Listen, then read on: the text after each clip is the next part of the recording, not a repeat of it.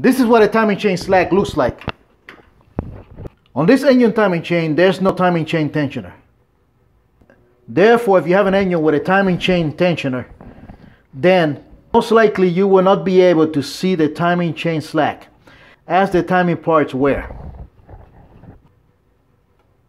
Now, some people would think that the timing chain is stretched, but the reason there's a slack is most likely timing gear wear on these parts. The crankshaft gear and or the camshaft gear. Or if the chain has rollers, or the chain could be coming apart. If there's too much degrees of movement,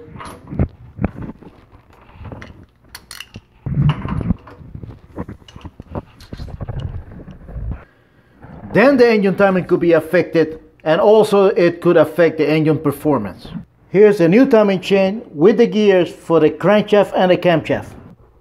As you can see, there's a small amount of slack in the new timing chain that is engineered into the timing setup, which is good because when the engine is running at temperature, the timing assembly gets hot and expands, which in turn will reduce the new timing chain slack without getting too tight.